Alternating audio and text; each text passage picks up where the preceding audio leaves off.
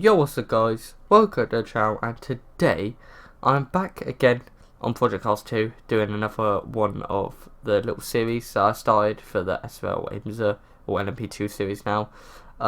So this time we're in Watkins Glen International GP, and I'm going to be racing the Corvette GTE just for the fact that I quite like the Corvette, and I've done tiny bit of practice with the Corvette and around this track, just about 2 laps, so it's not a massive amount. But the Watkins Glen obviously went really well for me in the actual SOL LMP2 race. I come second, and it was also a high class race in 1-2 for the LMP2, so yeah, it went really well. So hopefully I could try and do a good lap, but I'm not too sure. So yeah, let's just jump straight into this then. Okay then, so yeah, coming around the final corner then, let's see what we can do. So we get a pretty decent exit actually, surprisingly. Obviously the speed on this thing ain't going to be as good as the LMP2s or any LMP1s or anything, but we'll brake here as late as possible. I'm not going to lie, I think that's the best I've ever taken that corner of any cars I've went on this track, so that was pretty good. Through here you should be able to go flat in a LMP2, and you can in a Corvette GTE as well, so yeah, that's pretty decent. Now let's keep pushing on then. So now we have a bit of a straight. Obviously we won't get to the chicane as quick as we did with the LMP2s, but we got to brake a hell of a lot earlier, obviously, because it's GTEs. And not gonna lie, this track and this car has a lot of grip. It works so well. As I say that, almost completely bin it. So yeah, that was quite lucky, but I saved it. That's the main thing. I saved it. I quite like this track in the dark actually, I'm not gonna lie. So it's kind of weird racing in the day right now, because I'm too used to racing in the dark, because I did all my practice and stuff with the LMP2s for the race in the dark, and also when I got to the dark situation in the race, you know, that was the last thing I did on this track. So yeah, it's kind of weird at the moment, but that's okay. I'll keep pushing on anyway. It's not too much of a difference, but I will brake as late as possible for every corner, obviously.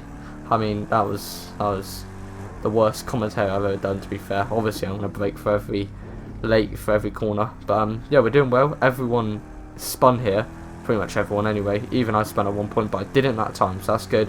And this might actually be the first time in this series that I complete a hot lap, pretty good one as well, in one attempt. Well, I'm not even lying, one attempt. So we come across the line, well, we come across the final corner now, and yes, we're actually going to complete it in one attempt. So that is a 1:48.0, which I think is pretty decent. I'm not gonna lie. I don't know what a really good lap is on this track with this car, but 1:48.0 I think I was. That's I'm pretty happy with that. So yeah. Right, here we go for the replay then. So again, the replay's kind of messed up and skipped turn 1, which is not ideal, but yeah, turn 1 went alright, and now turn 2 and turn 3. Obviously you can just go flat out through there, and I managed to do it with the Corvette as well, so that was really good. And then just down the straight then, get some pure speed as much as possible. I was running quite low wings here in the LMP2 race, and I was doing it again for this lap, so yeah, we got pretty decent speed, probably the fastest I could go down the straight there. And yeah, through the chicane really nicely there, almost completely binned it obviously, but just caught it. My racing reflex saved me there. But yeah, we managed to catch it luckily, so I wasn't the best of entrances into the corner, but the exit was pretty decent. And that's really the only mistake we really made throughout this whole lap. Hit the apex perfectly there, setting myself up for the next corner as well, going straight to the outside.